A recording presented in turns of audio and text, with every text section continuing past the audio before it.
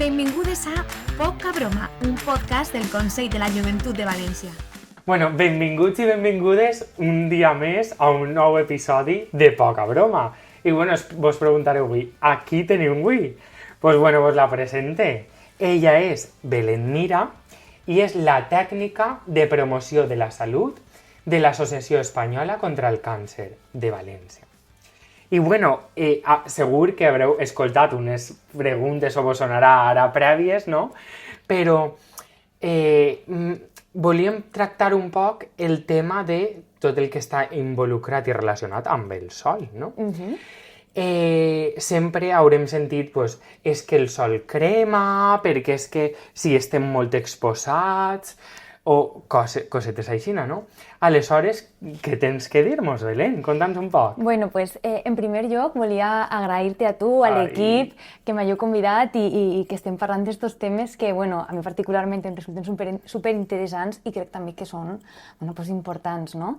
Aleshores, arrel de tot el que m'estàs comentant, sí que és veritat que és molt important centrar l'atenció en el sol, moltes vegades, sobretot la radiació solar, perquè el sol, moltes vegades, sí que hem escoltat moltes vegades que és molt positiu, que és molt bo per a la salut, la vitamina D, però bueno, tot i així, això no implica que també tinga una part que també tenim que observar, que són els rajos ultravioleta, o la radiació solar, o els rajos de radiació solar. Aleshores, és molt important tindre això en compte perquè al final, quan parlem de la pell, parlem de l'òrgan més gran del cos. I normalment, quan parlem d'òrgans, la majoria, on solen estar situats els òrgans del cos? Bueno, en la part interna. Clar. Exacte. Clar. Normalment els òrgans estan en la part interna perquè solen estar molt protegits. No tots, però sí la majoria. Aleshores, tenint en compte que la pell està en la part més exterior, jo penso que cal protegir-la, cuidar-la com es mereix, perquè al final, bueno, és una part molt important del cos. Aleshores, eixe to bronzejat, el moreno, que a tots ens agrada tant... Ens agrada, sí, un poc. No mentirem, perquè sabem que, sí. Bueno, en els últims anys està de moda. Sí, s'ha incrementat, no? Totalment. Pues, és molt important entendre que el moreno o el bronzejat de la pell és una ferida de la pell, no és saludable. Moltes vegades tenim la tendència a pensar que quan una persona està morena és més saludable, o inclús quan està més blanca de pell té un to més malaltís o més pàl·lid. Sí, més un poc, no? Aleshores, què està passant? Que normalment quan la pell rep la radiació solar, que al final la radiació solar, els rajos UV, el que fan és fer malbé la pell, generant taques, generant envelliment prematur, generant pigues, arrugues i ferides en la pell, i inclús canvien i modifiquen o poden modificar l'ADN de les cèl·lules. Això que implica que si l'ADN de les cèl·lules ens canvia, pot generar càncer de pell, que això és el realment preocupant. Ja. I per què penses que ens deu també un poc, arrel de tot el tema que ens has comentat, que deu de preocupar més a la gent jove? Pues, és molt bona pregunta, perquè jo penso que a la gent jove és molt important que, més que preocupar-se, que s'ocupi de la salut. Sí que és veritat que s'ocupem. Clar, a lo millor llevar un poc esta perspectiva o esta visió d'algo de demonitzar una mica el sol, però sí que és molt important ocupar-se de la pell. Jo diria 3 motius bàsics.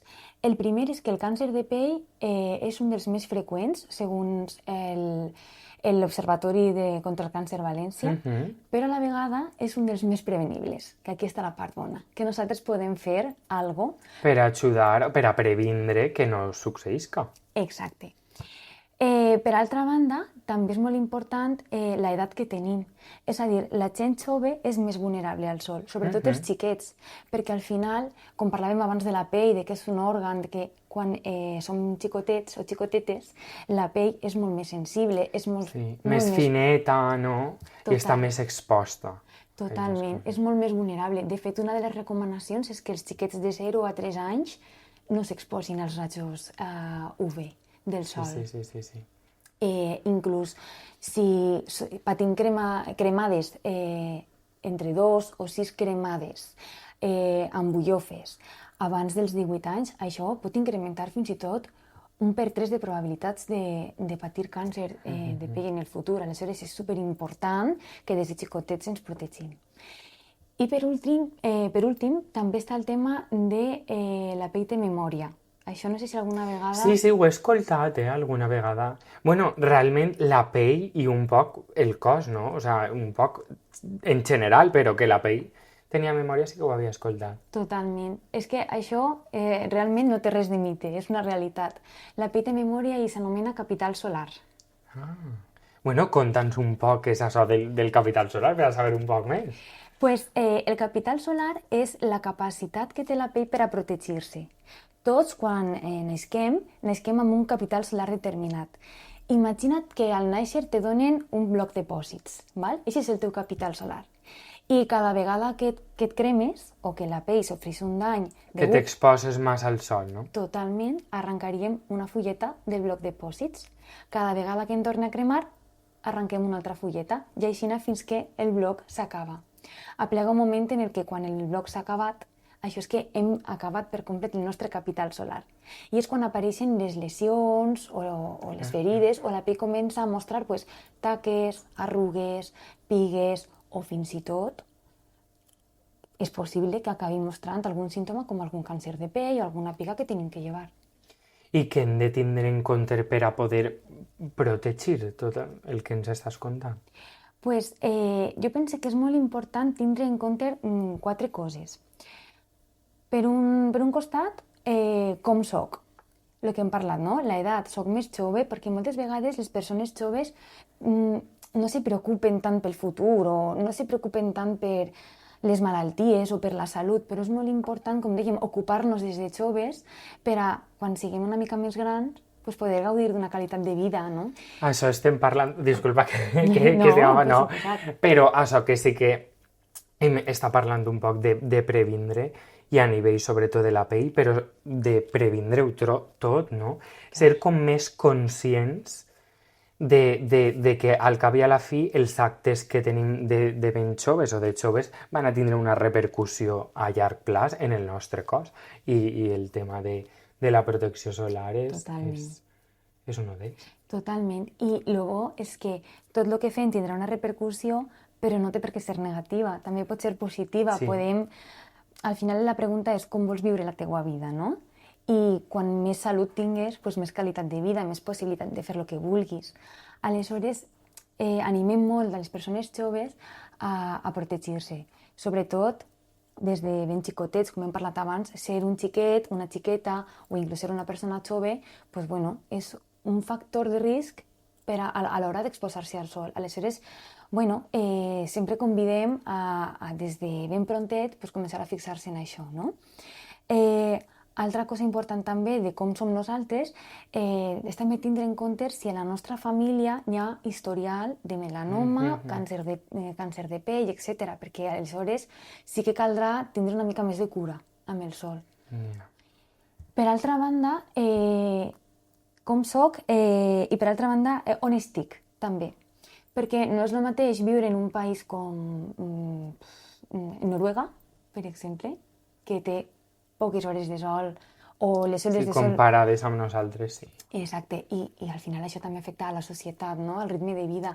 Normalment la gent no fa tant de vida al carrer o no és com aquí en Espanya, que fem molta vida als bars, al carrer, que un país, per exemple, com Austràlia, per exemple, que a banda de tindre moltes hores de sol, la vida que fan allà va molt vinculada amb la platja... Amb el mar, tot, no? Totalment. Aleshores, si ens fixem en Espanya normalment, o en València directament, bueno, pues aquí tenim moltes hores de sol, la vida és una vida molt de carrer... Aleshores, bueno, on estic? Estic en la platja, estic en l'aigua, perquè al final els rajos solars també es reflexen en les superfícies, o inclús en la neu, en hivern. Hi ha que tindre compte perquè la neu reflexa fins a un 88% dels rajos ultravioleta. Aleshores és important protegir-se. El tercer punt seria què faig? No és el mateix que jo treballi com a socorrista que jo treballi en una oficina. Sí, completament. Exacte. Ojo, perquè al final, a través dels vidres dels cristalls també passa la radiació solar, però bueno, al final sí que té hi ha que tindre en compte una mica com és el meu Sí, context. perquè si la teua exposició és més prolongada o diferent. Clar, tindré que tindre més cura a l'hora de protegir-me. O, per exemple, de camí a l'institut. N'hi ha arbres? És un camí amb ombra, si vaig caminant, o no, no hi ha ombra? O als matins tinc alguna rutina per a protegir-me? Fer-se aquestes preguntes és molt útil per intentar o bé mantindre el que ja estem fent o reacondicionar i fer coses noves o adquirir nous hàbits. I per últim, una cosa important també és revisar i conèixer la nostra pell. Perquè al final és molt important revisar totes les piguetes que tenim, mirar-nos bé la pell, sobretot a l'hora de prevenir el càncer de pell. De fet, us he portat aquí un Ens has portat xicotet... bueno, però per a tindre-ho així, al Consell. Sí, n'hi ha més regalets que vindran més endavant. Ah, què em dius? Sí? Però bueno, A de veure, moment... explica'ns un poc. Mira, us he portat això perquè em sembla que és més fàcil d'observar Sí? en què tenim que fixar-nos. Val? Una cosa molt interessant és que no donem res per fet. Primer, no ens agobiem amb la pell. No donem res per fet. Si tenim algun dubte, sempre consultar a un professional de la salut, a un dermatòleg. Per favor, no anem a internet, compte amb les IAs, que hi ha més tendència a preguntar. I en seguida et diuen algo que és erroni, que no està diagnosticat per un professional. No? Totalment. Aleshores, a l'hora de fixar-nos en el nostre cos, és interessant fixar-nos en aquests aspectes de les nostres pigues. I una cosa interessant és que tenim que mirar en tots els racons, perquè n'hi ha racons que moltes vegades ens deixem. Sí o no veiem, sí. Aleshores, si és precís, podem utilitzar un espill o qualsevol cosa. I una regla interessant que dicta en què ens tenim que fixar és la regla del ABCDE. Val? A, asimetria. Aquesta seria una piga simètrica, no? I aquí podríem veure com les pigues, per un costat podem tindre un tipus de relleu, unes formes, i per l'altre costat, si la partim per la meitat, en una línia imaginària, tindríem una piga simètrica. Pues aquesta piga, tot això no significa que siga ja per fet algo dolent, però sí que seria algo de dir, ostres, doncs vaig a mirar-ho. Un indici, no? Exacte. Perquè a temps de llevar una pigueta estem sempre. Aleshores, més val això. Després, els bords irregulars. És interessant veure com són les voreres de les pigues. Si són a pics o irregulars, seria qüestió de dir, ostres, doncs vaig a mirar-me o a preguntar per aquesta piga. Per altra banda, color variat. En lloc de ser la piga tota d'un mateix color, que tinga... Zones més vives, altres més tènues, no? Exacte. Després, D de diàmetre, és a dir, tenim en compte que no sigui una piga molt gran. Si és molt gran sí que estaria bé revisar-la. Aquí diu a partir de 6 mil·límetres. No? I per últim, evolució i canvis. Sobretot de grandària, de color, de grossor, si la piga va canviant o evolucionant, o dius, ostres, aquesta piga no estava aquí o no era d'esta manera, doncs també caldria o seria recomanable anar a revisar-la. Llavors dic que no cal agobiar-se ni obsessionar-se amb això, simplement que quan vegem o si detectem alguna d'aquestes coses, doncs és útil anar al dermatòleg. I això ho podem quedar per la nostra de records. Mil gràcies. De res. I bueno, què recomanacions a nivell de prevenció podem utilitzar? Perquè ens has contat de les pigues i tal, però per a previndre un poc tot... Superinteressant, això és superimportant. Les recomanacions realment que vos vaig a contar, jo penso que no són cap secret, que al final són recomanacions que... un poc tot el món coneix. Exacte. Jo crec que el repte està més en utilitzar-les, en donar-les la importància que tenen, en adaptar-les a la nostra vida. Així que la primera recomanació que faré, i segurament ho repetiré més sovint, és intentar adaptar les recomanacions per a que siga fàcil per a mi utilitzar-les. Intentar que totes aquestes recomanacions jo les pugui integrar en el meu dia a dia, perquè al final l'important no és fer-les un dia, sinó integrar-les en la rutina. Clar, sí. Exacte. Per a que no te resulte difícil fer-ho. Totalment, perquè al final sigui algo que t'hi sol. Sí, que és orgànic, no? Exactament. Això seria, jo penso, el punt més interessant. En primer puesto, sí que és veritat que quan parlem de recomanacions con respecte al sol, el primer que pensa molta gent és la crema. I la crema és important, però jo penso que n'hi ha recomanacions que no és que fiquen un filtre, sinó que eviten directament que els rajos ultravioleta apleguen a la pell. que també és molt interessant. Aleshores, aquestes recomanacions serien buscar ombra quan anem pel carrer, intentar protegir-nos, els dies en els que vegem que n'hi ha molta radiació, perquè això es pot mirar en l'aplicació del temps, moltes vegades ens informa de la radiació que fa. Inclús hi ha aplicacions específiques si no la vegem en la nostra aplicació de confiança, no? Els dies que n'hi hagi una màxima radiació, doncs sí que seria interessant ja protegir-se de base. El que vos deia, buscar ombres, intentar buscar les hores o exposar-se en les hores que són menys complicades. Per exemple, les hores de 11 del matí a 5 de la vesprada són hores que no és tan recomanable anar a la platja, exposar-se a pleno sol,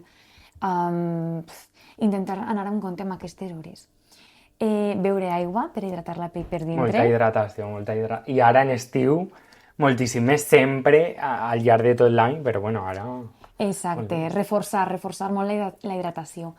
I també utilitzar barrets o gorres, el que vos deia abans. Al final, lo important és que jo no me tinc que ficar una gorra perquè me'n tinc que ficar una gorra. Puc trobar la gorra que va més amb el meu estil? Que més t'agrada. Exacte. Vull dir, si no m'encanten els barrets d'ala ampla, doncs a lo millor me'n puc ficar un bucket o una gorra i anar buscant el meu estil. Ulleres de sol, el mateix, buscar el meu estil, que estiguen homologades és molt important. De fet, parlant d'això... Però, per favor... Els regalets... Què? Vos portem una gorra per si vos agrada. Com és això? Això és massa, no? I unes ulleres de sol. Això com és? Jo no sé com queden les gorres. Perfecte. Però mare de Déu. I unes ulleres, bueno, jo... Efectivament. Soc un mamiop. Però, sí. Oye, se n'ha passat, Bueno. Jo què diries?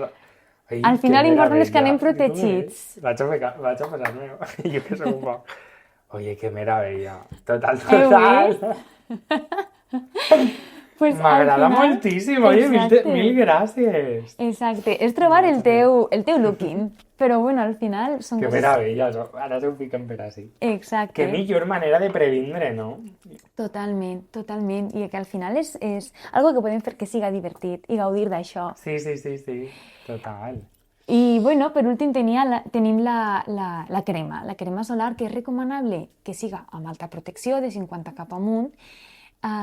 És molt important també la quantitat que tenim que aplicar, perquè és recomanable aplicar-lo tots els dies. Vull dir, al final és una cosa de ficar-lo en la rutina. Si jo als matins m'alce i me rente la cara o me'n faig el meu skincare, pues lo tinc que introduir en la rutina de cada matí. I sobretot la quantitat, és important ficar-se. Diuen que... 2 litres, no? Exacte. Jo és que ho utilitzo la meva... Veig que estàs molt enterat. Sí, bueno, jo ho utilitzo, la veritat, que prou. Meravellós. Sí que és veritat que jo el més dubte que tinc així a nivell personal és, per exemple, has dit que és de 50, però n'hi ha diferents proteccions o com... Jo, per exemple, que també estic molt conscienciat a nivell... en la platja i tal, quan entres a l'aigua, no sé si tal... Sí. Això m'agradaria també un poc que ho explicares, perquè n'hi ha molta gent, o per exemple, hi ha gent que també utilitza amb color o sense color. És diferent, és important, començo... Sí que és veritat que n'hi ha diferents tipus de protector. N'hi ha protector mineral, n'hi ha protector que també té color, com has dit, n'hi ha protector per a pells... I què recomanes? O quina grans trets, no? Pues jo el que recomane és que estiga recomanada per un professional, perquè com no tots tenim la mateixa pell, a lo millor la crema que a algú li va meravellosament, a un altre no li va tan bé. O a un altre li engrassa molt la cara i aleshores ja no se la fica perquè li resulta incòmoda. Aleshores, el que jo recomanaria és imprescindible que siga amb protecció alta, de 50 cap amunt, millor si la protecció és no és la paraula impermeable, però que te pots mullar. Exacte, perquè n'hi ha cremes que si te mulles se'n van i n'hi ha algunes més resistents a l'aigua, això. Aleshores, que siga d'alta protecció, que siga resistent a l'aigua i sobretot que siga apta per a tu. Jo sempre recomano consultar a professionals, que són els que millor ens van a orientar. Si tinc una pell de tipus més grassa, una pell de tipus més seca, doncs tot això ens ho recomanaran. I al final, sobretot, utilitzar la que per a mi és còmoda, perquè també una cosa important és que n'hi ha que reaplicar-la. cada 2 hores és el temps recomanat. Aleshores, potser a mi, pel matí, me'n va molt bé ficar-me una crema en formato crema de potet xicotet a la cara i al coll, però després, per exemple, quan venia cap aquí, deia, ostres, quin calor, doncs potser me'n va millor una d'esprai, per exemple. O en stick, he vist que també n'hi ha, no? Efectivament, és trobar lo de sempre, la manera que et vagi a facilitar que te la vagis a ficar i la que estigui bé per la teva pell. I jo volia preguntar-te també, tu penses que els joves realment són conscients del dany que té? Pues esta pregunta em sembla molt interessant perquè jo pense que sí que n'hi ha molta informació o sí que és veritat que aquestes mesures de les que hem parlat són informació que d'alguna manera o altra ens les diuen en les notícies tots els estius. D'alguna manera no crec que vos hagi descobert un món, però sí que és veritat que n'hi ha coses com el que comentàvem del capital solar o n'hi ha molts mites establerts, per exemple, que el bronzejat és saludable. Sí, el bronzejat. O la gent no té... Bueno, això no ho vam parlar, comenta un poc, el bronzejat, l'encaixem o com... Clar, al final el bronzejat és una reacció que té la pell. Quan la pell comença a rebre els rajos del sol, la radiació solar, es preocupa, perquè està rebent algo que sap que no és bo per a ella. Aleshores comença a generar melanina per a defensar-se. Aquesta melanina és la que fa que el color de la pell es fiqui... Canvia. Exacte. Però què passa? Que és la pell reaccionant i generant una cicatriu perquè s'està fent malbé o està patint. Aleshores, el bronzejat sempre és una ferida i no podem pensar que pel fet d'estar una mica morenos ja ens podem ficar menys crema, perquè estem fent ferida sota ferida sota ferida i aquí tindrem molt en compte ja si ens cremem. Moltes vegades també es pensa que si me fico una miqueta roig, però no tant, després es converteix en moreno i està tot bé. Ahir m'he cremat, això és molt important. Aleshores, tots aquests mites jo penso que estan molt arraigats.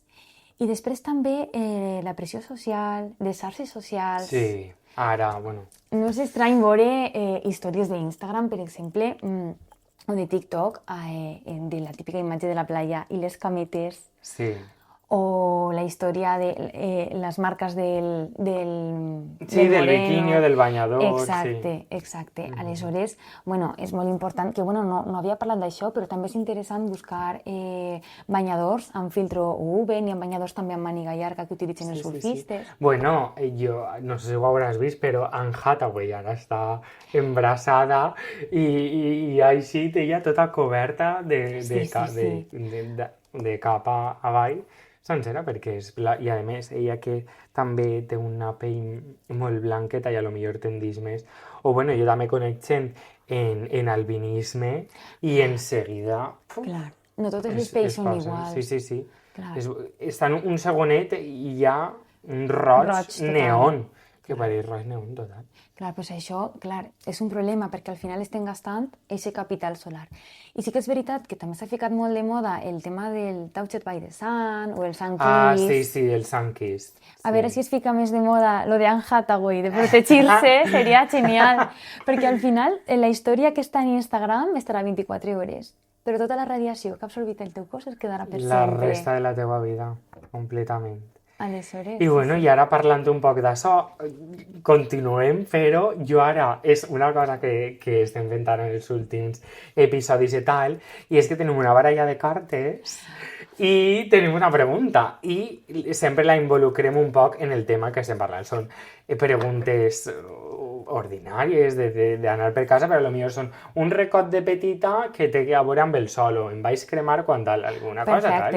Perfecte. Aleshores, jo vaig a treure la baralla de cartes i tu tens que triar-ne una i jo te la pregunte, a veure com fem. Vinga, que el destí decidista. El destí, Doncs mira, m'agafa aquesta. Fenomenal. Pues bueno,